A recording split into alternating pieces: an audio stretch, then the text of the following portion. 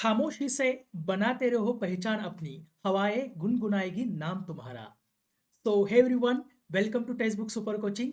तर विद्यार्थी मित्र आणि मैत्रिणींनो, आजच्या या लेक्चरमध्ये आपण एमपीएससी कंबाईन ग्रुप बी आणि ग्रुप सी च्या दृष्टिकोनातून 2027 साठी जे काही नवीन विद्यार्थी कंबाईनची प्रिपरेशन करू इच्छित आहेत, तर त्यांच्यासाठी हे खास लेक्चर असणार आहे. या लेक्चरमध्ये आपण कंबाईनचा ज्यांना क पण माहीत नाहीये अशा विद्यार्थ्यांसाठी आपण कंबाईनची तयारी एकदम झिरोपासून कशी तयार करायची, राईट, म्हणजे झिरो ते हिरो कसं व्हायचं, आजची सुरुवात उद्याचा अधिकाऱ्यामध्ये कसा बदल करायचे आपण, तर हे पूर्णपणे याच्यामध्ये आपण पाहणार आहोत. तर याच्यामध्ये तुम्हाला सगळ्या डिटेल ग्रुप बी आणि ग्रुप सी बद्दल तुम्हाला डिटेल मी सांगणार आहे.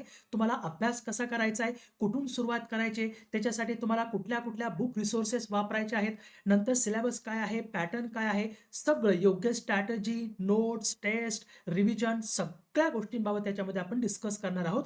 जेणेकरून तुमचा कुठलाही प्रश्न म्हणजे तुमच्या मनामध्ये कुठलीही शंका या बाबतीत राहणार नाही आणि तुम्हाला 2027च्या दृष्टिकोनातून निर्णय घेण्यासाठी हे लेक्चर अतिशय उपयोगी राहील. राईट, तर आपण मग सुरुवात करू कुठलीही वेळ न घालवता.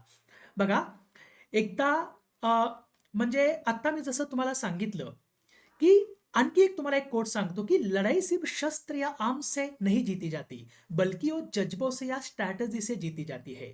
कोणती पण लढाई असू द्या, तुम्ही इतिहासातल्या बऱ्याच लढाया बघितल्या असतील, छत्रपती शिवाजी महाराजांनी लढलेल्या असतील किंवा इतर लढाया असतील, राईट, त्यांनी छत्रपती शिवाजी महाराजांनी सुद्धा गनिमी काव्याचा उपयोग केला होता आणि गनिमी काव्याचा उपयोग करून बऱ्याच लढाया त्यांनी जिंकल्या होत्या. तसाच आपल्याला गनिमी कावा या एक्झाम क्रॅक करण्यासाठी सुद्धा आपल्याला वापरायचा आहे. तर तो काय आहे ते तर मी तुम्हाला सगळं आता सांगेलच. तर मग आपण सुरुवात करू. तुमच्या मित्रमैत्रिणींना, जे नवीन मित्रमैत्रिणी तुमच्या आहेत, जे आता तयारी करू इच्छित आहेत, तर त्यांना सुद्धा हे लेक्चर शेअर करा त्यांच्याबरोबर. तर हे लेक्चर सुरू करण्याअगोदर आपल्याला कंबाईन ग्रुप बी आणि ग्रुप सीचा जो पॅटर्न आहे तो पॅटर्न आपण समजावून घेऊ. कारण बऱ्याच विद्यार्थ्यांना काय होतं की कंबाईन ग्रुप बी आणि ग्रुप सीचा नेमका पॅटर्न काय आहे तेच माहीत नसतं. मग कुणीतरी सांगितलं की कुठली तरी पुस्तकं घ्यायची आणि अभ्यासाला सुरू करायचा, असं कधीही बिलकुल करायचं नाही. तर प्रत्येक गोष्ट समजावून घेऊन मगच नंतर त्याची तयारी सुरू करायची. जसं आता ग्रुप महाराष्ट्र गट ब अराजपत्रित सेवा संयुक्त परीक्षा. आता याच्यामध्ये गट ब आणि गट क याच्यामध्ये नेमक्या कोणकोणत्या पोस्ट येतात तेही सांगणार आहे. त्याच्यासाठी तुम्हाला वयाची मर्यादा काय आहे, त्याच्यासाठी कोणता सिलेबस आहे, सगळं आपण डिस्कस करू. तर बघा, अगोदर आपण काय करू, महाराष्ट्र गट ब संयुक्त परीक्षा याच्याबद्दल आपण बोलू. बघा, जी कंबाईंड ग्रुप बी अराजपत्रित जी एक्झाम आहे त्याच्यामध्ये एकूण 4 पोस्ट येतात, राईट. तर त्या 4 पोस्ट कोणत्या पोस्टसाठी एक्झाम होते, तर सहाय्यक कक्ष अधिकारी, राज्य कर निरीक्षक म्हणजेच हे याला म्हणतो आपण एएसओ, नाही, आणि याला म्हणतो आपण एसटीआय, राज्य कर निरीक्षक. नंतर पोलीस उपनिरीक्षक म्हणजे पीएसआय आणि दुय्यम निबंधक श्रेणी 1 मुद्रांक किंवा मुद्रांक निरीक्षक ज्याला म्हटलं जातं. तर त्याच्यासाठी वेतन संरचना एवढी आहे, 38,600 पासून 1,22,800 पर्यंत. परंतु 8वा पे कमिशन आता लवकरच लागू होणार आहे, नंतर आणखी वाढेल. तर यांची जी नियुक्तीची ठिकाणं असतात, जसं सहाय्यक कक्ष अधिकारी असतो तो विविध मंत्रालयीन विभाग आणि महाराष्ट्र लोकसेवा आयोगाचं कार्यालय इथं तुमची नियुक्ती होते. राज्य कर निरीक्षक जो आहे एसटीआय, तो महाराष्ट्र शासनाच्या किंवा राज्याच्या वस्तू आणि सेवा कर विभागामध्ये महाराष्ट्रात कोणत्याही कार्यालयात त्याची नियुक्ती होऊ शकते, कुठल्याही जिल्ह्यामध्ये. नंतर पोलीस उपनिरीक्षक पोलीस डिपार्टमेंटमध्ये कुठेही, आणि दुय्यम निबंधक किंवा मुद्रांक शुल्क जे आहे ते महाराष्ट्र शासनाच्या नोंदणी व मुद्रांक शुल्क विभागाच्या महाराष्ट्रातील कोणत्याही कार्यालयामध्ये त्यांची नियुक्ती होऊ शकते. आता ही झाली कंबाईंड ग्रुप बी मध्ये येणाऱ्या 4 पोस्ट. आता कंबाईंड ग्रुप सी जी कंबाईंड ग्रुप सी ची जी एक्झाम आहे ती वेगळी होते आणि ग्रुप बी ची पूर्व आणि मुख्य परीक्षा ही वेगळी होते आणि ग्रुप सी ची पूर्व आणि मुख्य परीक्षा वेगळी होते. तर आता ग्रुप सी मध्ये कोणकोणत्या पोस्ट येतात ते बघू. त्याच्या अगोदर कंबाईंड ग्रुप बी, ज्या आपण 4 पोस्ट बघितल्या, त्याच्यासाठी कंबाईंड ग्रुप बी जर तुम्हाला एक्झाम द्यायची असेल तर त्यासाठी वयोमर्यादा काय आहे, तर सहाय्यक कक्ष अधिकारी आणि राज्य कर निरीक्षक याच्यासाठी किमान वयोमर्यादा ही 18 वर्ष आहे. तर पोलीस उपनिरीक्षक आणि मुद्रांक निरीक्षक यांच्यासाठी किमान वयोमर्यादा 19 वर्ष आहे, राईट. तर आता कमाल किती आहे, तुम्ही किती वर्षापर्यंत एक्झाम देऊ शकता. आता याच्यामध्ये कमालचे अमागास म्हणजे जनरल कॅटेगरी आणि मागासवर्गीय. जनरल कॅटेगरीसाठी बघा, सहाय्यक कक्ष अधिकारी, राज्य कर निरीक्षक आणि मुद्रांक निरीक्षक यांच्यासाठी 38 वर्षांपर्यंत एक्झाम देता येते. तर पोलीस उपनिरीक्षकासाठी तुम्हाला 31 ही तुमची वयाची कमाल अट आहे. 31 वर्षापर्यंत जनरल कॅटेगरीमधील मुला-मुलींना ही एक्झाम देता येते. आणि मागासवर्गीय जे आहेत त्यांना 43-43 वर्ष, फक्त पी-एस-आयसाठी 34 वर्षापर्यंत ही एक्झाम त्यांना देता येते. तर आता याच्यामध्ये जे प्रावीण्यप्राप्त खेळाडू आहेत, ज्यांना नॅशनल किंवा इंटरनॅशनल किंवा स्टेट लेवल जे गोल्ड मेडल आहे, त्यांच्यासाठी ही जी वयाची अट आहे बघा, यांच्यासाठी म्हणजे सहाय्यक कक्ष अधिकारी आणि राज्य कर निरीक्षक यांच्यासाठी सगळ्यांसाठी 43-43 वर्षच आहे, राईट. आणि मुद्रांक निरीक्षक यांच्यासाठी 43-43 वर्ष आहे, माजी सैनिक असेल किंवा खेळाडू असेल. परंतु जो पी-एस-आय आहे, पोलीस उपनिरीक्षक, यांच्यासाठी 36 वर्ष आहे, राईट. 36 वर्षापर्यंत हे हे विद्यार्थी ती एक्झाम देऊ शकतात. तर जे दिव्यांग उमेदवार आहेत त्यांच्यासाठी पी-एस-आय तर अपात्र असतात ते. बाकी ज्या 3 पोस्ट आहेत त्यांच्यासाठी 45 वर्षापर्यंत ते या एक्झाम देऊ शकतात, राईट. आता जी कंबाईन गट क संयुक्त सेवा परीक्षा जी आहे, कंबाईन ग्रुप सी. आता ग्रुप सी मध्ये एकूण 7 पोस्ट येतात. त्याच्यामध्ये उद्योग निरीक्षक, नंतर दुय्यम निरीक्षक, राज्य उत्पादन शुल्क, तांत्रिक सहाय्यक, विमा संचालनालय, कर सहाय्यक, नंतर बेलिप व लिपिक, नंतर लिपिक व टंकलेखक आणि सहाय्यक मोटार वाहन निरीक्षक. तर आता अगोदर याच्या अंतर्गत पण 3 पोस्ट येत होत्या, परंतु आता आणखी त्यांनी ऍड केलेत आणि इथून पुढे सरळ सेवाच्या पोस्ट सुद्धा याच्यामध्ये ऍड होणार आहेत. सो त्याच्यामुळे तुम्ही काय करा, आत्तापासून चांगली तयारीला जर सुरुवात केली तर 100% 2027 मध्ये तुम्हाला यश मिळेल. तर आता या पोस्टसाठी तुम्हाला वयाची मर्यादा काय आहे बघा. आता याच्यामध्ये जी उद्योग निरीक्षक, नंतर तांत्रिक सहाय्यक, नंतर सहाय्यक मोटार वाहन निरीक्षक, बेलिप व लिपिक आणि लिपिक व टंकलेखक यांच्यासाठी किमान 19 वर्ष, तर दुय्यम निरीक्षक, राज्य उत्पादन शुल्क आणि कर सहाय्यक यांच्यासाठी किमान 18 वर्ष असावं लागतं. तर आता जे सर्वसाधारण, आता त्याच्यामध्ये पुरुष आणि महिला, अमागास आणि मागासवर्गीय यांच्यासाठी किती वर्षाची अट आहे? सगळ्याच पोस्टसाठी.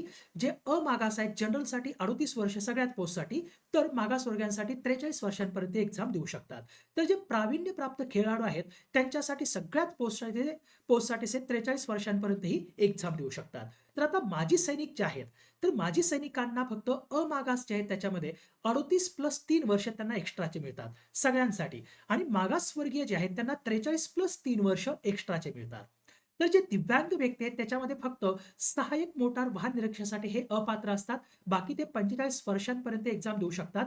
नंतर जे प्रकल्पग्रस्त आहेत, भूकंपग्रस्त आणि पदवीधर अंशकालीन कर्मचारी, जे पदवीधर अंशकालीन कर्मचारी आहेत तर त्यांना 55 वर्षापर्यंत एक्झाम देता येते. तर ते प्रकल्पग्रस्त आणि भूकंपग्रस्त आहेत त्यांना 45 वर्षांपर्यंत एक्झाम देता येते. तर हे लक्षात ठेवा. आता सगळ्यात महत्वाचं, ग्रुप बी आणि ग्रुप सी या ज्या पोस्ट आपण बघितल्या त्याच्यासाठी जी शैक्षणिक अर्हता आहे ती नेमकी काय असायला पाहिजे? तर आता याच्यामध्ये फक्त 2 पोस्ट सोडल्या तर बाकी ग्रुप बी आणि ग्रुप सीच्या ज्या सगळ्या पोस्ट आहेत त्याच्यासाठी तुमचं पदवी, म्हणजे तुमची पदवी कंप्लीट असायला लागते, तुमचं ग्रॅज्युएशन कंप्लीट असावं लागतं. बट आता याच्यामध्ये उद्योग निरीक्षक गट क याच्यासाठी तुमची सायन्स शाखेतील तुमच्याकडे पदवी असायला पाहिजे किंवा स्थापत्य अभियांत्रिकी, राईट. जे कला क्षेत्रातले विद्यार्थी आहेत ती उद्योग निरीक्षक गट क साठी पात्र नसतात. तर जी सहाय्यक मोटर वाहन निरीक्षक जी ही जी पोस्ट आहे याच्यासाठी तुम्हाला ऑटोमोबाईल इंजिनिअरिंग किंवा मेकॅनिकल इंजिनिअरिंग तुमचं झालेलं असायला पाहिजे, तरच तुम्हाला ती पोस्ट म्हणजे त्याच्यासाठी तुम्ही इलिजिबल असता, अन्यथा नाही. तर हे लक्षात ठेवण्याचा फक्त प्रयत्न करा. चला आता आपण काय करू, आता ह्या एक्झाम कशा होतात, तर कंबाईंड ग्रुप बी आणि ग्रुप सी यांचा सिलेबस एकत्रच आहे, फक्त यांची पूर्व आणि मुख्य परीक्षा वेगळी होते. तर यांची पूर्व परीक्षा होते. पूर्व परीक्षा म्हणजे एक चाळणी परीक्षा असते, जिथं फक्त क्वालिफाईंग एक्झाम असते. इथं जर क्वालिफाय झाले तर तुम्ही मुख्य परीक्षेला जाता आणि मुख्य परीक्षेमध्ये चांगले मार्क मिळवले तर तुम्ही इंटरव्ह्यूला जाता. आता याच्यामध्ये इंटरव्ह्यू फक्त पी-एस-आय साठी इंटरव्ह्यू आहे आणि सहाय्यक मोटार वाहन निरीक्षक जो आहे त्यांच्यासाठी इंटरव्ह्यू, बाकीच्यांसाठी इंटरव्ह्यू नाहीये. आता हा पण इंटरव्ह्यू ते नंतर काढून टाकणार आहेत. डायरेक्टली आता काय करणार आहेत, मुख्य परीक्षेच्या तुमच्या मार्क्सवर तुम्हाला डायरेक्ट ते तुम्हाला पोस्ट देणार आहेत. आता पण सध्याच्या घडीला पी-एस-आय साठी मुलाखत आहे, पण बाकीच्या कोणत्याच पोस्टसाठी मुलाखत नाहीये. आता आपल्याला लक्षात घ्यायचंय की आता कंबाईंड ग्रुप बी आणि ग्रुप सी ची पूर्व परीक्षा नेमकी कशी होते आणि ती किती मार्क्सची असते. तर आता याच्यामध्ये कंबाईंड ग्रुप बी आणि ग्रुप सी ची पूर्व परीक्षा सेमच असते, फक्त ती वेगवेगळी होते. तर ही जी पूर्व परीक्षा आहे ती 100 मार्कांची होते. किती एकूण 100 मार्कांचे होते आणि याच्यामध्ये एकूण 100 क्वेश्चन्स असतात. राईट, त्याच्यामध्ये history, geography, polity, economics, current affairs, नंतर जनरल सायन्स आणि मॅथ्स आणि रिझनिंग याच्यावरती तुम्हाला क्वेश्चन विचारले असतात आणि प्रत्येक याच्यासाठी तुम्हाला वेगवेगळे वेटेज दिलेलं असतं. ते किती सांगतो मी तुम्हाला. जसं की पूर्व परीक्षेमध्ये तुम्ही इकॉनॉमिक्स हिस्ट्री, जिओग्राफी, पॉलिटी आणि इकॉनॉमिक्स याला 15-15 मार्काचे म्हणजे 15-15 क्वेश्चन्स याच्यावरती विचारले जातात. तर जे जनरल सायन्स आहे त्या जनरल सायन्सवरती देखील 15 क्वेश्चन्स विचारले जातात आणि मॅथ्स आणि रिझनिंगवरती 20 क्वेश्चन्स पूर्व परीक्षेला विचारले जातात आणि राहिलेले मग करंट अफेअर्सवरचे क्वेश्चन असतात 10-12 किंवा 8-10 क्वेश्चन्स. राईट. पण इथं मॅथ्स आणि रिझनिंगला खूप मोठं वेटेज दिलेलं आहे त्यांनी 20 मार्काचं आणि मुख्य परीक्षेमध्ये सुद्धा मॅथ्स आणि रिझनिंगवरती जास्त 22 क्वेश्चन विचारले जातात. तर ही पहिली जी पूर्व परीक्षा आहे ती 100 मार्कांची होते जिथं 100 क्वेश्चन्स असतात आणि तुम्हाला त्यासाठी वेळ असतो 60 मिनिटांचा. किती 1 तासांमध्ये तुम्हाला 100 क्वेश्चन सोडवावे लागतात आणि याच्यासाठी निगेटिव्ह मार्किंग असते. तर एक क्वेश्चन जर चुकला तर तुमचे 25% मार्क किंवा 1/4 गुण तुमचे वजा केले जातात. म्हणजे प्रत्येक 4 क्वेश्चन जर चुकले तर तिथं 1 मार्क तुमचा मायनस होतो. आलं लक्षात? तर हे लक्षात ठेवण्याचा प्रयत्न करा आणि तर सर्वात मोठं आव्हान असतं ते म्हणजे 60 मिनिटांमध्ये 100 क्वेश्चन सोडवणं. त्याच्यासाठी महत्वाचं आहे ते म्हणजे प्रॅक्टिस, प्रॅक्टिस, प्रॅक्टिस. खूप सारी प्रॅक्टिस तुम्हाला करावीच लागते. आता जी मुख्य परीक्षा आहे, त्या मुख्य परीक्षेमध्ये तुम्ही जर बघितलं मुख्य परीक्षेचा म्हणजे मुख्य परीक्षा आता कशी होते, ग्रुप बी आणि ग्रुप सीची वेगवेगळी मुख्य परीक्षा होते. परंतु मुख्य परीक्षा जी असते त्या दोन्ही मुख्य परीक्षेमध्ये 2च पेपर असतात आणि दोन्ही मुख्य परीक्षा 400 गुणांच्या होतात. राइट. त्याच्यामध्ये 2 पेपर असतात, पेपर 1 आणि पेपर 2. तर आता जो पेपर 1 असतो, तो पेपर 1 असतो लँग्वेजचा, मराठी आणि इंग्लिश. तर मराठीचे 50 क्वेश्चन आणि इंग्लिशचे 50 क्वेश्चन हे 100-100 मार्कांना विचारलेले असतात. म्हणजे एकूण पहिला पेपर जो असतो तो 200 मार्कांचा असतो. एक क्वेश्चन 2 मार्काचा असतो. पूर्व परीक्षेमध्ये एक क्वेश्चन 1 मार्काचा असतो. मुख्य परीक्षेमध्ये एक क्वेश्चन 2 मार्कांचा असतो. राइट. तर इथं मराठी ग्रामर जे असतं त्या मराठी ग्रामर असतं ज्याच्यावरती 50 क्वेश्चन विचारले जातात आणि इंग्लिश ग्रामरवरती 50 क्वेश्चन विचारले जातात. म्हणजे इथं लँग्वेजला खूप मोठं वेटेज आहे मुख्य परीक्षेमध्ये आणि त्यांचा कालावधी परीक्षेचा कालावधी सुद्धा 1 तासाचा असतो आणि वस्तुनिष्ठ बहुपर्यायी पूर्व आणि मुख्य परीक्षा ही एमसीक्यू बेसच असते. नंतर जो पेपर 2 आहे तो सामान्य अध्ययन आणि बुद्धिमत्ता चाचणी पेपर असतो. राइट. ज्याच्यामध्ये हिस्ट्री, पॉलिटी, जिओग्राफी आणि इतर पण काही सब्जेक्ट असतात जे पुढे मी तुम्हाला सांगणार आहे. तर याच्यामध्ये पण 100 क्वेश्चन विचारले जातात जे 200 मार्कांचे असतात आणि त्यासाठी 1 तास असतो. तर एकूण ही 400 मार्कांची मुख्य परीक्षा होते ग्रुप बी आणि ग्रुप सीची आणि 400 मार्कांमध्ये तुम्ही जेवढे जास्त मार्क घ्याल तेवढं तुमच्यासाठी पोस्ट मिळवणं सोपं जातं. राइट. आता सगळ्यात महत्वाचं जो पूर्व आणि मुख्य परीक्षेचा जो सिलेबस आहे, जो अभ्यासक्रम आहे, तो अभ्यासक्रम मी इथं सध्या इथं डिस्कस करणार नाहीये. फक्त त्यात विषय कोणकोणते ते डिस्कस करणार आहे. तर जो जो अभ्यासक्रम आहे, तो अभ्यासक्रम तुम्हाला जर हवा असेल आणि तुम्हाला 100% तो लागणारच आहे, त्याच्याशिवाय तुम्ही अभ्यास करू शकत नाहीत, तर तो अभ्यासक्रमाची जी फाइल्स आहेत पीडीएफ त्या मी तुम्हाला या टेलिग्राम चॅनलवरती पाठवून देतो. तर हा क्यूआर कोड स्कॅन करा आणि टेलिग्राम चॅनल आपला जॉइन करा. तिथं तुम्हाला सगळं मी पाठवून देतो. किंवा हा नंबर माझा तुमच्याकडे असू द्या. जेणेकरून तुम्हाला कोणताही कोर्स समजा जॉइन करायचा असेल किंवा आपल्या टेलिग्राम चॅनलची लिंक हवी असेल, तर याच्यावरती तुम्हाला एक मेसेज करा. मी तुम्हाला टेलिग्राम चॅनलची लिंक तिथं पाठवून देतो. 94-039-33-345 किशोर गोरे, किशोर सर. ओके. तर आता आपल्याला पूर्व आणि मुख्य परीक्षेसाठी कोणकोणते विषय असतात त्याचं मी बायफर्केशन केलेलं आहे. तर आता याच्यामध्ये सगळ्यात महत्त्वाचा इतिहास. मग इतिहासामध्ये तुम्हाला भारताचा इतिहास आणि महाराष्ट्राचा इतिहास. मग त्याच्यामध्ये तुम्हाला आधुनिक भारताचा आणि आधुनिक महाराष्ट्राचा इतिहास तसंच तुम्हाला समाज सुधारकांवरती क्वेश्चन विचारले जातात. राइट. एकूण पूर्व परीक्षेमध्ये याच्यावरती 15 क्वेश्चन्स याच्यावरती विचारले जातात. तर दुसरा विषय तो म्हणजे भूगोल. आता भूगोल तुम्हाला भारताचा भूगोल, महाराष्ट्राचा भूगोल आणि जगाचा भूगोल हा तुम्हाला पूर्व परीक्षेसाठी करावा लागतो. जगाचा भूगोल हा फक्त मुख्य परीक्षेला नसतो. पूर्व परीक्षेला भारत, महाराष्ट्र आणि जागतिक तिन्ही भूगोल असतात. फक्त मुख्य परीक्षेला जगाचा भूगोल नसतो, बाकी सगळंच असतं. राइट. आता हे पूर्व आणि मुख्य परीक्षेला हे विषय असतात. फक्त मुख्य परीक्षेला नेमकं यातलं काय नाहीये तेवढंच फक्त सांगतो. एक म्हणजे जगाचा भूगोल आणि आरोग्यशास्त्र हे मुख्य परीक्षेला नाहीये. पण पूर्व परीक्षेला सगळं आहे. नंतर पॉलिटी, भारतीय राज्यघटना याच्यामध्ये इंडियन पॉलिटी आणि पंचायती राज. पंचायती राज म्हणजे ग्रामीण स्थानिक स्वराज्य संस्था आणि नागरी स्थानिक स्वराज्य संस्था. जसे की त्याच्यामध्ये ग्रामपंचायत, पंचायत समिती, नंतर जिल्हा परिषद, नागरी स्थानिक स्वराज्य संस्थांमध्ये नगरपालिका, महानगरपालिका, नगरपंचायत याच्यावरती क्वेश्चन विचारले जातात. ते कुठून करायचं तेही सांगतो. Indian economy and social development. आता भारतीय अर्थव्यवस्था याच्यावरती 15 क्वेश्चन, याच्यावरती 15 क्वेश्चन, याच्यावरती देखील 15 क्वेश्चन पूर्व परीक्षेमध्ये विचारले जातात आणि मुख्य परीक्षेला पण हे विषय असतात. राइट. तर आता याच्यामध्ये इंडियन इकॉनॉमी तुम्हाला जे आहे ते इंडियन इकॉनॉमीच्या बेसिक कॉन्सेप्ट आणि पूर्ण एक ठराविक सिलेबस आहे, तो तुम्ही एकदा बघितला की तुम्हाला समजून जाईल. राइट. आता इंडियन इकॉनॉमीमध्ये पण काही 2-4 चॅप्टर आहेत जे की फक्त मुख्य परीक्षेला आहेत, बाकी तुमचं पूर्व परीक्षेला आहे. परंतु आपल्याला अभ्यास करताना पूर्व आणि मुख्यचा एकत्रित करायचा आहे. बरेच विद्यार्थी काय करतात, की आधी म्हणतात पूर्व परीक्षेचा अभ्यास करतो, पूर्व परीक्षा पास झाली की मी मुख्य परीक्षेचा बघतो. पण असं कधीच करायचं नाही.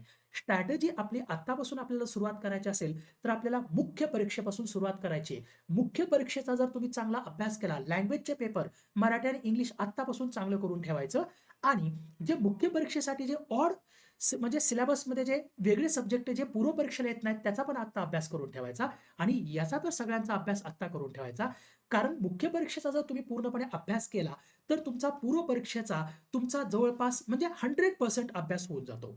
पूर्व परीक्षेचा 100% अभ्यास होऊन जातो आणि ज्यावेळी पूर्व परीक्षा 4 महिन्यांवरती येईल, त्यावेळेस परत मग पूर्व परीक्षेचा संपूर्ण रिव्हिजन आणि प्रॅक्टिस करायची क्वेश्चन सॉल्व्हिंगची.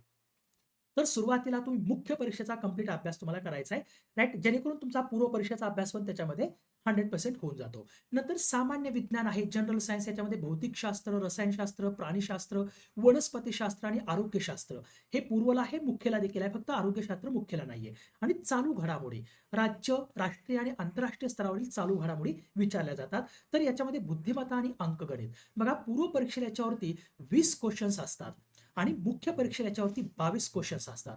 त्याच्यामुळे बुद्धिमत्ता आणि अंकगणित दररोज 1 तास प्रॅक्टिस करायची. ज्यांना व्यवस्थित जमत नाही त्यांनी दररोज 1 तास प्रॅक्टिस. आता मेन्ससाठी याच्यामध्ये काय-काय आहे, जे पूर्व परीक्षेला नाही, परंतु मुख्य परीक्षेला तुम्हाला ते करायचंच आहे. जसं की मराठी आणि इंग्लिश. पूर्व परीक्षेला याच्यावरती क्वेश्चन येत नाही. हे फक्त मुख्य परीक्षेला आहे, ज्याच्यावरती 100 क्वेश्चन्स म्हणजे एक पेपर पूर्णपणे 200 मार्कांचा पेपर आहे मराठी आणि इंग्लिशचा. तर त्याची आत्तापासूनच तयारी करायची. कारण पुढची जी एक्झाम असणार आहे, ती पुढची एक्झाम साधारणतः मे 2027च्या दरम्यान होईल. मग आत्ता तुम्हाला जानेवारी 2027 पर्यंत जानेवारी 2027 पर्यंत तुम्हाला हा मुख्य परीक्षेचा कंप्लीट अभ्यास करायचा आहे, ज्याच्यामध्ये मराठी आणि इंग्लिश खूप चांगलं करून ठेवायचं आहे. ते कशातून करायचं ते पुढे सांगतो मी. ओके. प्लस जे आता मी हे विषय सांगितले, ते विषय देखील तुम्हाला चांगले अभ्यास करून ठेवायचे आहेत. ते कशातून करायचे, कसे करायचे तेही सांगतो. नंतर पर्यावरण. पर्यावरणावरती पूर्व परीक्षेमध्ये क्वेश्चन येत नाही, मुख्य परीक्षेमध्येच क्वेश्चन येतो. माहिती अधिकार कायदा आणि लोकसेवा हक्क अधिनियम हे पण फक्त मुख्य परीक्षेसाठीच आहे. नंतर सुदूर संवेदन, राइट, रिमोट सेन्सिंग हे पण मुख्य परीक्षेसाठी आहे. इन्फॉर्मेशन आणि कम्युनिकेशन टेक्नॉलॉजी हे पण मुख्य परीक्षेसाठी आहे. अंकगणित आणि सांख्यिकी पूर्व आणि मुख्य दोन्हींकडे आहे. तर आता हे नेमकं तुम्हाला कुठून करायचंय तेही मी तुम्हाला सांगतो. तर बघा, आता अभ्यास नेमका कसा करायचा? तुम्हाला मी जसं सांगितलं, की आपल्याला काय करायचं आहे, तर जानेवारी 2027 पर्यंत जर जर आपण अंदाज लावला, समजा मे 2027 मध्ये जर कंबाईन्ड ग्रुप बी आणि ग्रुप सीची पूर्व परीक्षा होत असेल, तर आपल्याला जानेवारी 2027 पर्यंत हा कंप्लीट मुख्य परीक्षेचा अभ्यास आपल्याला कंप्लीट करायचा आहे. तो कशातून करायचा तेही सांगतो आणि कसा करायचा तेही सांगतो. आणि नंतर पुन्हा जानेवारी ते मे दरम्यान जे 4 महिने उरतात, ते पुन्हा काय करायचे, पूर्णपणे पूर्व परीक्षेसाठी द्यायचे. पूर्णपणे पूर्व परीक्षेसाठी आणि पूर्व परीक्षेनंतर मुख्य परीक्षेमध्ये साधारणतः 3-4 महिन्यांचा तुम्हाला वेळ मिळतो. राइट, मुख्य परीक्षेसाठी. मग त्याच्यामध्ये पुन्हा रिव्हिजन मुख्य परीक्षेसाठी करायची. तर परंतु पूर्व परीक्षेच्या अगोदर तुमचा कंप्लीट सिलेबस आणि कंप्लीट अभ्यास झालेला असायलाच पाहिजे. पूर्व आणि मुख्य परीक्षेतला हा जो मधला टाईम आहे, इथं फक्त रिव्हिजनसाठी आपल्याला ठेवायचा आहे. त्याच्यामुळे असा कधीच विचार करायचा नाही, की आधी मी पूर्व परीक्षेचा अभ्यास करतो आणि ती पास झाली तर नंतर मुख्यचा करेल. ही डोक्यातून गोष्ट काढून टाका. आपल्याला कंप्लीट अभ्यास पूर्व परीक्षेच्या अगोदरच करून ठेवायचा आहे जानेवारी 2027 पर्यंत. राइट. इव्हन याच्यासाठी आपण एक कोर्स पण लॉन्च केलेला आहे 2027च्या बॅचसाठी. याच्यामध्ये तुमचा पूर्व, मुख्य आणि इंटरव्ह्यू जे पी-एस-आयसाठी इंटरव्ह्यू त्याची सगळी तयारी आपण याच्यामध्ये करून घेणार आहोत. Syllabus, understanding, conceptual clarity, right, question सॉल्व्हिंगची प्रॅक्टिस सगळं याच्यामध्ये एकदम डिटेलमध्ये करून घेणार आहोत, जेणेकरून तुमची 2027 मध्ये तुम्हाला पोस्ट मिळालीच पाहिजे. हा जर कोर्स तुम्हाला जॉइन करायचा असेल, तर या नंबरवरती तुम्ही काय करा, मला एक मेसेज करा. राइट, मी तुम्हाला कोर्सचे सगळे डिटेल्स पण पाठवतो आणि फीस ही लेस दॅन 10K, 10,000 पेक्षा कमी फीस आहे. आणि 18 महिन्यांचा तुम्हाला आम्ही ॲक्सेस देतो. तुम्हाला नोट्ससुद्धा आपल्या क्लासच्या नोट्ससुद्धा प्रोव्हाईड केल्या जातात. 10,000 पेक्षा कमी म्हणजे तुम्हाला ही ₹8,500 मध्येच तुम्हाला मी बॅच ही देऊ शकतो. तुम्ही जर माझ्याशी संपर्क केला तर तुम्हाला ती ₹8,500 मिळेल. नाहीतर अन्यथा तुम्ही ॲपवरून घेतली तर तुम्हाला ती 10,000 ते ₹11,000 पडेल. तर नक्की याच्यावरती तुम्ही संपर्क करा. मी तुम्हाला डिटेल माहिती पण देतो, सिलेबस पण पाठवतो. आता अभ्यास करताना आपल्याला कशी काळजी घ्यायची आहे? तर बघा पहिली गोष्ट म्हणजे सिलेबस. पूर्व आणि मुख्य परीक्षेचा सिलेबस तुमचा तोंडपाठ असायला पाहिजे.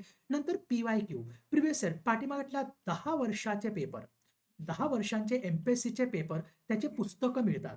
जसं की यांचं पुस्तक मिळतं आपलं अप्पा हातनुरे सरांचं एक 21,000 प्रश्नसंच मिळतो किंवा खाटेकर सरांचं लॉजिक बुस्टरचं एक पुस्तक मिळतं. ज्याच्यामध्ये 10 वर्षाचे पी-वाय-क्यू दिलेले आहेत. कारण आपल्याला समजा तुम्ही एखाद्या विषयाचा अभ्यास करताय, राइट? समजा समजा जिओग्राफीचा तुम्ही अभ्यास करताय. जिओग्राफीमध्ये समजा तुम्ही महाराष्ट्र जिओग्राफीचा अभ्यास करताय. अभ्यास करताना अभ्यास करताना सगळ्यात महत्त्वाचं काय करायचंय, अभ्यास करताना समजा एखादा टॉपिक वाचला, तर त्या टॉपिकवरती कोणते पी-वाय-क्यू आले? म्हणजे एम-पी-एस-सीने कसे क्वेश्चन विचारले आधीच्या काळामध्ये, तर ते तुम्हाला ॲनलाईज करता आलं पाहिजे. जेणेकरून तुमचा अभ्यासाचा टाईम वाचेल आणि तुम्हाला कळेल की एम-पी-एस-सी नेमकं काय विचारते. लिमिटेड बुक्स ते कोणते ते मी तुम्हाला सांगणार आहे. नंतर रिपीट पी-वाय-क्यू रिपीट करायची आणि त्याची रिव्हिजन देखील करायची. मल्टिपल रिव्हिजन्स. लक्षात ठेवा, तुम्हाला कोणत्याही विषयाचा अभ्यास करताना तुम्ही 3 स्टेजमध्ये अभ्यास करा. समजा तुम्ही इतिहासाचा अभ्यास करताय. इतिहास. तर इतिहासाच्या काय करायच्या? अगोदर 3 रीडिंग करायच्या. पहिल्या रीडिंगमध्ये काय करायचं? इतिहास व्यवस्थित वाचायचा. राइट? जेवढा समजला तेवढा ठीक आहे. राइट? पहिली रीडिंग. नंतर पहिल्या रीडिंगमध्ये वाचत असताना तुम्ही पी-वाय-क्यूचं पुस्तक किंवा क्वेश्चन पेपर सेट पण जवळ ठेवायचा. पूर्व आणि मुख्य परीक्षेचा दोन्हींचा. नंतर दुसरी रीडिंग करताना काय करायचं? अंडरलाईन करायला सुरुवात करायची. महत्त्वाचं जे आहे ते अंडरलाईन करायला सुरुवात करायची आणि तिसरी रीडिंग, थर्ड रीडिंग म्हणजे पुस्तकाची तिसरी रीडिंग करताना तुम्ही स्वतःच्या नोट्स तयार करायच्या, शॉर्ट नोट्स, ज्या तुम्हाला नंतर रिव्हिजन करायला उपयोग होतील. म्हणजे मी तुम्हाला एक रीडिंग करायला सांगत नाही. पहिली रीडिंग आधी करा. त्याच्यामध्ये तुम्हाला एक 30-40% कळून येईल सब्जेक्ट. दुसऱ्या रीडिंगला तुम्ही अंडरलाईन करा. तुम्हाला 60-70% तो सब्जेक्ट कळून येईल. तिसऱ्या रीडिंगला अभ्यास करताना स्वतःच्या नोट्स पण तयार करा. तुम्हाला कळेल नंतर नोट्स कशा तयार करायच्या, कारण तुम्ही पी-वाय-क्यूचं एनालिसिस केलेलं असेल. सिलेबस आणि पी-वाय-क्यू. त्यावेळेस तुम्हाला कळेल की आपल्याला काय घ्यायचं आणि काय सोडायचंय. राइट? मग त्यावेळेस तुम्हाला कळेल की मग तुमचं तिथं 80% ते 90% तुमच्या लक्षात राहायला सुरुवात होईल आणि नंतर मग काय करायचं, ह्याला रिव्हिजनची जोड द्यायची आहे. Revision, multiple revisions. एका विषयाची 3-3, 4-4, 5-5 वेळा रिव्हिजन झाली पाहिजे. राइट? आणि प्रॅक्टिस, टेस्ट सीरीज जॉइन करायची किंवा क्वेश्चन सॉल्व्हिंगची प्रॅक्टिस करायची. कारण 60 मिनिटांमध्ये आपल्याला पूर्व आणि मुख्य परीक्षेमध्ये एक पेपर द्यायचा आहे. एका तासामध्ये. तर ते सर्वात मोठं आव्हान आहे. आलं लक्षात? तर ह्या पद्धतीनं तुम्ही करा. आता तुम्हाला याच्यासाठी कोणकोणते बुक्स, रिसोर्सेस वापरायचे आहेत. आता जे इतिहास आहे, त्या इतिहासासाठी तुम्हाला काय करायचंय? आधुनिक भारताच्या इतिहासासाठी समाधान महाजन सरांचं दोन्ही पाठ विकत घ्यायचे आहेत. युनिक अकॅडमीचे समाधान महाजन सर. जेवढा जास्त वेळा वाचता येईल तेवढा जास्त वेळा वाचा. त्याच्या बाहेर तुमचा क्वेश्चन जात नाही. आणि 8वीचं स्टेट बोर्डचं पुस्तक. अगोदर काय करायचं? 8वीचं स्टेट बोर्डचं पुस्तक वाचायचं आणि नंतर समाधान महाजन सरांचं पुस्तक वाचायचं. नंतर महाराष्ट्राच्या इतिहासासाठी 11वीचं स्टेट बोर्डचं जुनं पुस्तक, जे मी तुम्हाला टेलिग्रामवरती देणार आहे. राइट? तर तिथं तुम्ही काय करा, मला मेसेज करा. मी तुम्हाला ते पुस्तक तिथं पण पाठवून देतो. कारण ते आता ऑनलाईन मिळत नाही. तुम्हाला ते ऑफलाईन मिळेल. राइट? तर ते विकत घ्या पुस्तक आणि ते अगोदर वाचा आणि त्याच्यानंतर कठारे किंवा गाठाळ यांचं कोणतंही एक पुस्तक घ्या. कशासाठी? महाराष्ट्राच्या इतिहासासाठी. आणि समाज सुधारकांसाठी तुम्हाला वेगळं पुस्तक घ्यायचं आहे डॉक्टर एस-एस गाठाळ यांचं. आणि प्रिव्हियस इयर क्वेश्चन्स ह्याचा अभ्यास करत असताना प्रिव्हियस इयर क्वेश्चनचा सुद्धा तुम्हाला अभ्यास करायचा आहे. म्हणजे तुम्हाला कळेल आधुनिक भारतावर कसे क्वेश्चन विचारतायत, महाराष्ट्राच्या इतिहासावरती आणि समाज सुधारकावरती कसे क्वेश्चन विचारतायत. आता भूगोलासाठी काय करायचं? सुरुवातीला भूगोलासाठी तुम्हाला स्टेट बोर्डचे पुस्तकं करायचे आहेत. 5वी ते 11वी. 5वी ते 11वीचे स्टेट बोर्ड. आणि तुम्ही जर इंग्लिशमध्ये करणार असाल तर 11वीचे एन-सी-आर-टी देखील करा. नसेल करायचं ते काही नाही केलं तरी चालेल. पण 5वी ते 11वीची जी स्टेट बोर्डची पुस्तकं आहेत ती विकत घ्या. विकत घेऊन ती 2-2, 3-3 वेळा वाचा. राइट? तुम्हाला एकदम बेसिक सगळं तुमचं क्लिअर होईल आणि त्याच्यानंतर मग तुम्हाला भारत आणि महाराष्ट्राच्या भूगोलासाठी सौदी सर किंवा दीपस्तंभ पब्लिकेशनचं एक पुस्तक मिळतं, ते तुम्हाला घ्यायचं आहे. आणि महाराष्ट्राचा मॅप तुम्हाला सौदी सर, कारण मॅप रीडिंग तुम्हाला करायचं आहे. कुठं काय आहे मॅपमध्ये? इंडियाचा मॅप, महाराष्ट्राचा मॅप आणि जागतिक मॅप. राइट? त्याचं तुम्हाला वितरण सगळं समजावून घ्यायचं. मॅप रीडिंग पण करायचं आहे किंवा जगाचा आणि इंडियाचा मॅपसाठी तुम्ही स्टडी टुडे पब्लिकेशनचा मॅप घेऊ शकता. तर हे तुम्ही पुस्तकं घ्या आणि त्याच्यातून अभ्यास करा. अर्थशास्त्रासाठी तुम्हाला 11वी आणि 12वीचं स्टेट बोर्ड अगोदर करायचंय. बेसिक अगोदर 11वी आणि 12वीचं स्टेट बोर्ड करायचं आणि त्याच्यानंतर मग तुम्हाला अर्थशास्त्र भाग 1 आणि अर्थशास्त्र भाग 2 डॉक्टर किरण देसले सरांची दोन्ही पुस्तकं तुम्हाला घ्यायची आणि ती तुम्हाला वाचायची. ती सोपी आहेत. राइट. आता अभ्यास करताना कसं करायचं तर लक्षात घ्या, दिवसातून फक्त 2च विषयांचा अभ्यास करायचा. राइट. तुम्ही मॅक्सिमम 8 तास जरी अभ्यास केला, 8 अवर्स जरी अभ्यास केला, तर त्या 8 अवर्समध्ये किंवा तुम्ही 10 तास अभ्यास करा. पूर्ण वेळ जर करत असाल तर. 10 तास केला तर 4 तास एका विषयाला आणि 4 तास दुसऱ्या विषयाला त्या अभ्यासाला. 1 तास एक 1 तास काय करा, क्वेशन सॉल्व्हिंगची प्रॅक्टिस करा आणि 1 तास मॅथ्स आणि रिझनिंग करा. मॅथ्स आणि रिझनिंग डेली. कधी सोमवार ते शुक्रवारपर्यंत. मग शनिवारी रविवारी काय करायचं, शनिवार रविवारी जे सोमवार ते शुक्रवार तुम्ही अभ्यास केलेला आहे त्याच्यावरती रिव्हिजन टाकायची परत. परत ते वाचायचं. जे सोमवार ते शुक्रवार तुम्ही केलेले ते परत वाचायचं. आलं लक्षात. आणि जे वर्किंग प्रोफेशनल्स आहेत, त्या वर्किंग प्रोफेशनल्सही तुम्हाला मी तर तुम्हाला म्हणजे सांगेल की तुम्ही कोर्स जॉइन करून अभ्यास करा. कारण कोर्स जॉइन केलं तर दररोज तुमचे 2 तास लेक्चर करा आणि त्या लेक्चर वाईज जरी तुम्ही अभ्यास केला तरी तुमचा पुढच्या म्हणजे फेब्रुवारीपर्यंत तुमचा सगळा अभ्यासक्रम झालेला असेल. म्हणजे तुम्हाला फक्त काय करायचंय, क्लास जॉइन करायचे, क्लास करायचे आणि त्याचीच रिव्हिजन करायची आणि हे पुस्तकं पण जवळ ठेवायचे. डेली तुम्ही 4 ते 5 तास म्हणजे वर्किंग प्रोफेशनल्सनी, हाउसवाईफ, हाउसमेकर्स यांनी 4 ते 5 तास जरी डेली दिले तरी इनफ आहे. तुमचा खूप चांगला अभ्यास होईल. पण त्याच्यासाठी तुम्हाला कोर्स जॉइन नक्की करावा लागेल. कारण तुम्ही कोर्स जॉइन न करता तुम्हाला जर सेल्फ स्टडी करायचा असेल तर त्यासाठी भरपूर वेळ जातो आणि तुम्हाला त्या गोष्टी समजावून घ्यायला पण खूप वेळ जातो. ज्यांना समजून घेण्यासाठी वेळ जातो त्यांनी कोर्स नक्की जॉइन करा. कारण तुमच्या कॉन्सेप्ट पटपट सगळ्या गोष्टी क्लिअर होतात आणि पटपट तुम्ही अभ्यास करत पुढे जाता. आलं लक्षात. तर हे पुस्तकं तुम्ही घेऊ शकता. नंतर इंडियन पॉलिटीसाठी तुम्ही एम. लक्ष्मीकांत सरांचं पुस्तक आणि 11वी-12वीचं स्टेट बोर्ड. 11वी-12वीचं स्टेट बोर्ड अगोदर वाचा आणि नंतर एम. लक्ष्मीकांतचं पुस्तक आपल्यासाठी सर्वस्व आहे. तेच पुस्तक तुम्ही 2, 3, 4, 5, 10, 15, 20 वेळा वाचा. त्याच्या बाहेर तुमचा क्वेश्चन जात नाही. आणि पंचायती राजसाठी किशोर लवटे सरांचं पुस्तक घ्या. त्याच्यातून पंचायती राज करायचं. राइट. नंतर आता जनरल सायन्ससाठी तुम्हाला काय करायचंय तर 6वी ते 12वीचं स्टेट बोर्ड. जर तुमचं जनरल सायन्सच्या कॉन्सेप्ट किंवा जनरल सायन्स जे आहे ते जर तुमचा बेसिक क्लिअर असेल तर मग तुम्ही डायरेक्ट डॉक्टर सचिन भस्केंचं पुस्तक घेतलं, यशोदा प्रकाशांचं. डॉक्टर सचिन भस्केचं तुम्ही विचारा ते देतात. डॉक्टर सचिन भस्केंचं पुस्तक घ्या, ते इनफ आहे. जर तुमचं बेसिक क्लिअर नसेल तर मग तुम्ही आधी स्टेट बोर्डचे 6वी ते 12वी करा आणि नंतर मग सचिन भस्के सरांचं पुस्तक वाचा.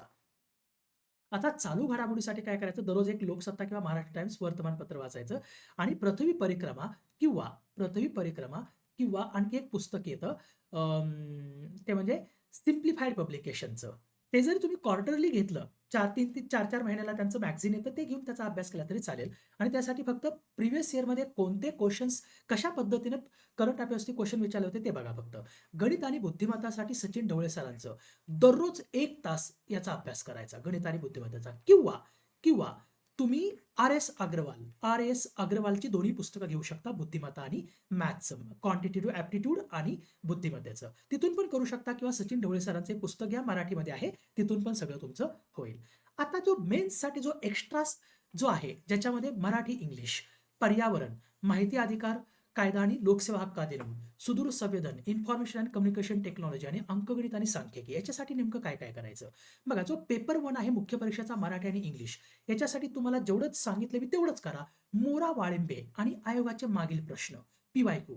मोरा वाळिंबे जे आहे, मोरा वाळिंबेचा शब्दार्थ आणि मोरा वाळिंबेचं मराठी व्याकरणाचं पुस्तक तोंडपाठ होईल एवढा वेळा ते करा. तुमचं तोंडपाठच झालं पाहिजे. राईट. नंतर इंग्लिशसाठी महेश पाटील सरांच्या नोट्स, महेश पाटील सरांचे इंग्लिशच्या नोट्स आणि मागील वर्षाचे प्रश्न आणि पाल अँड सुरीमधून ओकॅबलरी करायची.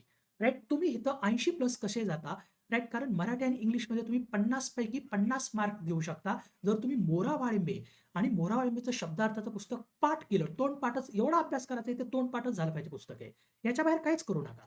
आणि आयोगाचे मागील प्रश्न परत सोडवायचे. महेश पाटील सरांच्या इंग्लिशच्या नोट्स आणि क्लास करा. आता पेपर 2 मध्ये तर तुम्हाला मी सगळं सांगितलंच. पूर्व आणि मुख्य परीक्षेसाठी हिस्ट्री, पॉलिटी, जिओग्राफी, इकॉनॉमिक्सचं सगळं सांगितलं. परंतु आता मुख्य परीक्षेमध्ये काही आणखी विषय आहेत जे पूर्व परीक्षेला नाही आहेत, जसं की पर्यावरण, जे फक्त मुख्य परीक्षेला आहेत, ते तुषार घोरपडे सरांच्या पुस्तकातून करा. RTI आणि RTS ऍक्ट, ज्ञानेश्वर पाटील सरांचे नोट्स किंवा दिलीप खाटेकर सरांच्या नोट्स किंवा किशोर लवटे सरांच्या पण RTIच्या नोट्स मिळतात, तिथून केलं तरी चालेल. विज्ञान आणि तंत्रज्ञानासाठी सचिन भस्के सरांचं पुस्तक करायचं आणि आयोगाचे पाठीमागेतले क्वेश्चन करायचे. नंतर आता क्वेश्चन बँक काय करायचं, एक 21,000 प्रश्नसंच भेटतो लोकसेवा पब्लिकेशनचा किंवा खाटेकर सरांचा एक लॉजिक बुस्टर नावाचं पुस्तक मिळतं, ज्याच्यामध्ये PYQ विथ एक्सप्लेनेशन दिलेले आहेत. तर ते काय करायचं, विकत घ्यायचं व्यवस्थित. आता काय करायचं, जसं मी तुम्हाला सांगितलं की आता दररोज मिनिमम 1 तास PYQला द्यायचा, कारण तुम्ही पूर्व आणि मुख्य परीक्षेचा एकत्रित अभ्यास करणार आहात. महत्त्वाच्या पॉईंट्स आणि त्या विषयाच्या स्वहस्ताक्षरात नोट्स तयार करायच्या. कुणाच्याही नोट्स मार्केटमधून घ्यायच्या नाहीत, घेतल्या तरी त्या हस्ताक्षरात नंतर लिहून काढायच्या. किमान 1 ते 2 तास ग्रुप डिस्कशन केलं तरी चालेल, जर तुमचे मित्रमैत्रीण तुमच्याबरोबर असेल. आणि रिव्हिजनवरती जास्त भर द्यायचा. जे अगोदर मी तुम्हाला सांगितलं तर ते फक्त तुम्ही फॉलो करा, की या ठिकाणी बघा, एका ठिकाणी मी तुम्हाला सांगितलं की तुम्हाला नेमका कसा अभ्यास करायचा आहे. आता मुख्य परीक्षेमध्ये कोणत्या विषयाला किती वेटेज दिलं जातं, राईट, ते तुम्हाला कधी समजेल, आता मी ते तुमच्यावर सोडणार आहे. तुम्ही ज्यावेळेस PYQचं तुम्ही ॲनालिसिस कराल, क्वेश्चन पेपर ज्यावेळेस डाउनलोड करून घ्याल किंवा ते क्वेश्चन पेपर मी आपल्या टेलिग्राम ग्रुपवरती पण पाठवतो, तर तिथं ज्यावेळेस तुम्ही घ्याल, तुम्ही ज्यावेळेस अभ्यास कराल त्यावेळेस कळेल की तुम्हाला हिस्ट्री, पॉलिटी, जॉग्राफी, इकॉनॉमिक्स, पर्यावरण, नंतर कायदे आणि जो पेपर 2 आहे त्याच्यामध्ये GSमध्ये आणि मॅथ्स आणि रिझनिंग याच्यासाठी किती किती क्वेश्चन प्रत्येक सब्जेक्टवरती विचारले जातात ते तुम्हाला त्यावेळेस कळेल. किंवा मी तुम्हाला त्याचा जो हे आहे, म्हणजे त्याचं जे किती क्वेश्चन विचारले जातात, तो ट्रेंड जो आहे क्वेश्चनचा मी तो आपल्या टेलिग्राम चॅनलला पाठवून देतो. म्हणजे तुम्हाला कळेल की कशाला कोणत्या विषयाला किती वेटेज आहे. तर या पद्धतीने तुम्ही अभ्यास करा, 100% तुम्हाला यश मिळेल. फक्त तुम्हाला काय करायचं आहे, कन्सिस्टंटली अभ्यास करायचा आहे. बिलकुल त्याच्यामध्ये गॅप पडू द्यायचा नाही. आणि तुम्हाला जर कोणताही प्रश्न असेल किंवा कोणतीही तुम्हाला मदत हवी असेल अभ्यासासंदर्भात, तर या नंबरवरती एनी टाईम मला मेसेज करा किंवा कॉल करा. ओके, मी तुमच्यासाठी हजर आहे. ओके, तर मग आपण इथेच थांबू. तर तुम्ही ह्या सगळ्या गोष्टी नक्की व्यवस्थित कराल आणि या पद्धतीने तुम्ही अभ्यास कराल. मी तुम्हाला सगळ्या गोष्टी बऱ्यापैकी सांगितल्यात, काय राहिल्या असतील तर नक्की तुम्ही मला नंतर विचारा. फक्त सातत्य, संयम आणि सेल्फ बिलीफ ह्या गोष्टी खूप महत्त्वाच्या आहेत. तुम्हाला कन्सिस्टन्सी, थोडे पेशन्स ठेवावे लागतील आणि स्वतःवरती विश्वास ठेवून या गोष्टी कराव्या लागतील. 100% तुम्हाला यश मिळेल. आणि जेवढं सांगितलंय तेवढंच करा. ओके, नक्की. तर तुमच्या मित्रमैत्रिणींना देखील शेअर करा, सबस्क्राईब केलं असेल चॅनलला सबस्क्राईब करा आणि माझा नंबर तुमच्याकडे आहेच, त्याच्यावरती कॉल किंवा मेसेज करा. सो धन्यवाद.